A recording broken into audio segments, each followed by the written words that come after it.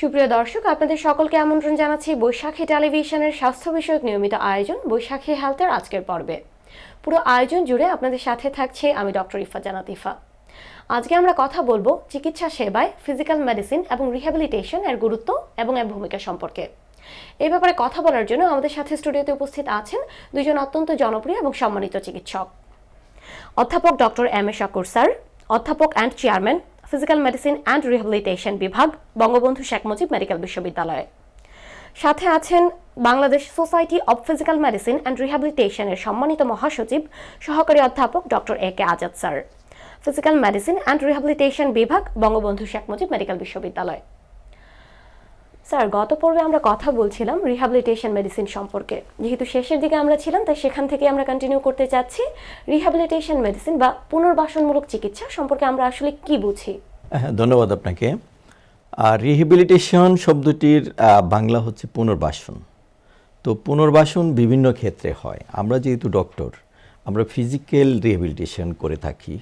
তো ফিজিক্যাল রিহ্যাবিলিটেশনের যে সংজ্ঞাটা বা এটা বলতে বোঝায় হচ্ছে যে একজন রোগী যখন রোগাক্রান্ত হয় এবং তার মধ্যে যদি কোনো অক্ষমতা তৈরি হয় সেই রোগের ফলে, তার একটা তার যে সক্ষমতা, টোটাল সক্ষমতা ছিল, যে সক্ষমতাটুকু সে হারিয়েছে, তারপর তার কিছু সক্ষমতা থেকে যায়, সেটাকে রেসিডুয়াল সক্ষমতা বলে।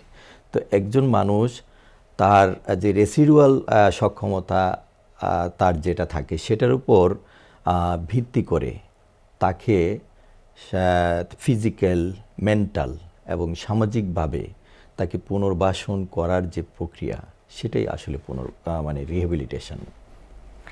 স্যার, ডক্টর শাকুর স্যারের কাছে আমি এখন আমার প্রশ্ন রাখতে চাচ্ছি, সেটা হচ্ছে পুনর্বাসনমূলক চিকিৎসা এর প্রয়োজনীয়তা কি এবং কি কি রোগের ক্ষেত্রে আমরা আসলে এই পুনর্বাসনমূলক চিকিৎসা এর ব্যবহার করি? ধন্যবাদ আপনাকে। আমি ডক্টর আজাদের সাথে একটু অ্যাড করি। আমি যদি রিহ্যাবিলিটেশন কথাটাকে একটু ব্যাখ্যা করি, মানে পুনরায়, হ্যাবিলিটেশন মানে হলো যে পুনরায় ফিট করা।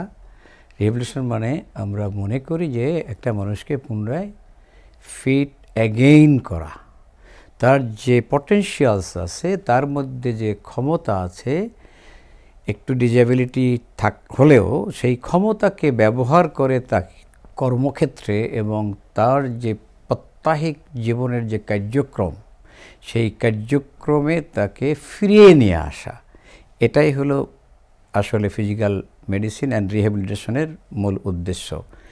বিশেষ করে আপনার যে প্রশ্ন যে রিহ্যাবিলিটেশন প্রয়োজন কেন, আপনি দেখবেন, আমি একটা ছোট্ট উদাহরণ দিই। স্ট্রোক তো দেখেছেন, যে ডক্টর আপনি দেখেছেন, মানুষ যখন পক্ষাঘাত প্রাপ্ত হয়, আমরা বলি স্ট্রোক হলে দেখা যায় যে একটা অংশ, ডান বা বাম পাশের হাত এবং পা অবশ হয়ে যায়, নড়াচড়া করতে পারে না। এখন এই ব্যক্তির সবচেয়ে বেশি প্রয়োজন কি? প্রথম প্রয়োজন হলো একটু হাঁটতে পারা, হাতে দিয়ে যদি ডান হাত হয় খেতে পারা। তারপরে তার যদি ভিশনের সমস্যা হয়, তার যদি কথা বলতে অসুবিধা হয়, আমরা অ্যাফাসিয়া বলে থাকি, সেই কথা বলাটাকে তার পুনরায় ফিরিয়ে নিয়ে আসা এবং তাকে আস্তে আস্তে করে একটু করে প্রথম যেটা করতে হয় যে তার ব্যালেন্সটাকে ঠিক করে তাকে ধীরে ধীরে আস্তে আস্তে তাকে হাঁটার ব্যবস্থা করে দেওয়া। সে যদি হাঁটতেই না পারে তাহলে কিন্তু কখনোই সে তার নিজের যে কাজগুলো সে করতে পারবে না। তার যদি ডান হাত অবশ হয়ে যায়, সে খেতে পারবে না। তাহলে আমার মূল কাজ কি? এই ব্যক্তির পিছনে একটা স্টেপ বাই স্টেপ স্ট্রোক পেশেন্টকে রিহ্যাবিলিটেট করে তাকে পুনরায় তার যে কার্যক্রম দৈনন্দিন জীবনের, সেই কার্যক্রমে নিয়ে আসা। এটা বিশেষ করে রিহ্যাবিলিটেশন মেডিসিনের মাধ্যমেই করা সম্ভব এবং এজন্যই রিহ্যাবিলিটেশন মেডিসিন অত্যন্ত গুরুত্বপূর্ণ। জি স্যার, অসংখ্য ধন্যবাদ। এক্ষেত্রে স্যার, আপনাদের দুজনের কাছে আমি একটি কমন কোয়েশ্চেন রাখতে চাচ্ছি, সেটা হচ্ছে আমাদের দেশে সরকারি এবং বেসরকারি হসপিটালগুলোতে রিহ্যাবিলিটেশন তথা পুনর্বাসনমূলক চিকিৎসা কতটা সহজলভ্য, সে ব্যাপারে যদি আপনারা দুজন একটু মতামত দিতেন। ধন্যবাদ আপনাকে। অ্যাকচুয়ালি আমাদের দেশে রিহ্যাবিলিটেশন মেডিসিন, বিশেষ করে আমাদের এই সাবজেক্টে বলা হয় ফিজিক্যাল মেডিসিন অ্যান্ড রিহ্যাবিলিটেশন। এটা মূলত সরকারি মেডিকেল কলেজগুলোতেই 100% এখনও চালু হয়নি ভালোভাবে পূর্ণরূপে, এবং প্রাইভেট যে মেডিকেল কলেজগুলো রয়েছে সেই মেডিকেলগুলোতে কিছু কিছু মেডিকেল কলেজে ফিজিক্যাল মেডিসিনের একটা উইং হয়তো আছে, সেখানে আমাদের ABS MMU থেকে FCPS অথবা MD ডিগ্রি নিয়ে সেখানে কেবল শুরু করেছে। তবে হ্যাঁ, আমাদের BSMMU এবং ঢাকায় বেশ কিছু ইনস্টিটিউট আছে।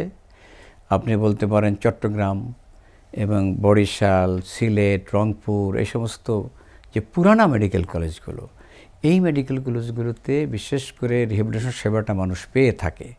তবে আমি মনে করি এই রিহ্যাবিলিটেশন সেবাটা আসলে যদি পৌঁছে দিতে হয়, প্রত্যেকটা ডিস্ট্রিক্টে রিহ্যাবিলিটেশন মেডিসিন স্পেশালিস্ট পৌঁছে দিতে হবে, এবং সেজন্য আসলে দায়িত্বটা আমাদেরই। আমরা চেষ্টা করছি। আমাদের এখন কয়েকটা ডিগ্রি, বিশেষ করে FCPS degree in physical medicine and rehabilitation, এটাও BSMMU এখানে নিয়ে দেওয়া হয়, এবং MD ডিগ্রি, MD হলো doctor of medicine in physical medicine and rehab. এটাও এখন আমাদের বেশ কিছু স্টুডেন্ট এখান থেকে ফিজিক্যাল মেডিসিনের উপরে ডিগ্রি নিয়ে তারপরে বের হচ্ছে, এবং আপনি শুনে খুশি হবেন যে এখন কিন্তু বেশ কয়েকটা ইনস্টিটিউট এই ডিগ্রি দেওয়া শুরু করেছে। যদিও এটা টোটাল প্যারেন্ট অর্গানাইজেশন BSMMU, এটার আন্ডারে Dhaka medical college, Suhrawardy medical college, Chittagong medical college, এই সমস্ত মেডিকেল ইনস্টিটিউট থেকে MD ডিগ্রি দেওয়া হচ্ছে। তো আমরা আশা করব যে এখন কিছুটা অপ্রতুলতা আছে, কিন্তু এই অপ্রতুলতাটাকে আমরা অচিরেই কাটিয়ে উঠতে পারবো। তবে এটা ঠিক যে আমরা ডিস্ট্রিক্ট লেভেলে পৌঁছতে আমাদের অনেক সময় লাগবে। ধন্যবাদ এই কোশ্চেন করার জন্য আপনাকে। জি স্যার, আপনাকে অসংখ্য ধন্যবাদ। এখন আমি ডক্টর আজাদ স্যারের কাছ থেকে একটু শুনতে চাচ্ছি, এই যে আমাদের সরকারি বেসরকারি হসপিটালগুলো, টারশিয়ারি লেভেলের হসপিটালগুলো, এই সকল হসপিটালগুলোতে আমাদের পুনর্বাসনমূলক চিকিৎসা কতটা সহজলভ্য, আপনার মতামত? সরকারি হাসপাতালগুলো ছাড়া বেসরকারিও কিছু প্রতিষ্ঠান আছে।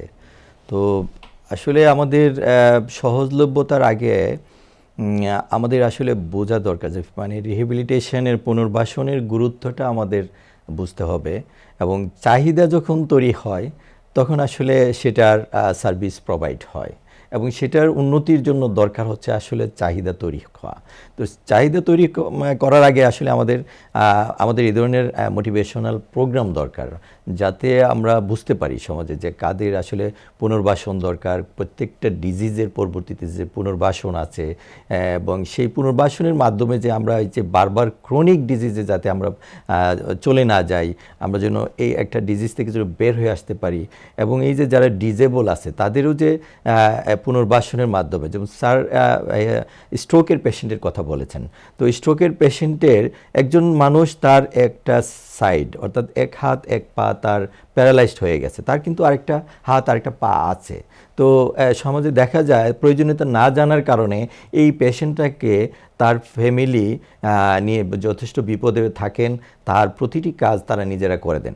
আমাদের পুনর্বাসনের উদ্দেশ্য হচ্ছে তার যে একটা হাত একটা পা আছে, সেই জন্য তার এই একটা হাত একটা পা ব্যবহার করে তার যে দৈনন্দিন কাজকর্ম, বিশেষ করে তার যে হাইজিন মেনটেন করা, তার খাওয়া দাওয়া, এক রুম থেকে আরেক রুমে চলাফেরা, তার বেড থেকে তার টয়লেটে যাওয়া, বিছানা গোসল করা, এই যে নিত্য প্রয়োজনীয় জিনিস, সে তার এই যে সক্ষমতা যতটুকু আছে এক হাত এক পা, সেই সক্ষমতার ভিত্তি করে সে যাতে স্বাবলম্বী অর্থাৎ ইন্ডিপেন্ডেন্টলি যাতে চলতে পারে, সেটি কিন্তু রিহ্যাবিলিটেশনের মূল উদ্দেশ্য।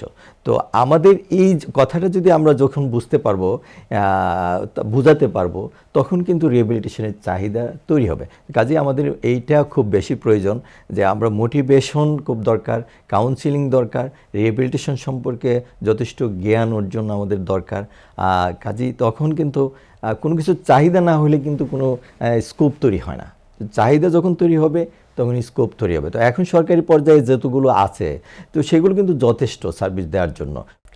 আপনাদের অসংখ্য ধন্যবাদ স্যার আমাদের সময় দেওয়ার জন্য। আজকে আমরা অনুষ্ঠানের একেবারে শেষ পর্যায়ে চলে এসেছি। আমরা পরবর্তী পর্বে বাকি বিষয় নিয়ে আলোচনা করব। আপনাকেও ধন্যবাদ। ধন্যবাদ আপনাকে।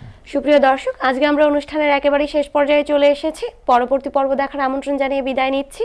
সুস্থ থাকবেন, ভালো থাকবেন, বৈশাখী টেলিভিশনের সাথেই থাকবেন। আল্লাহ হাফেজ।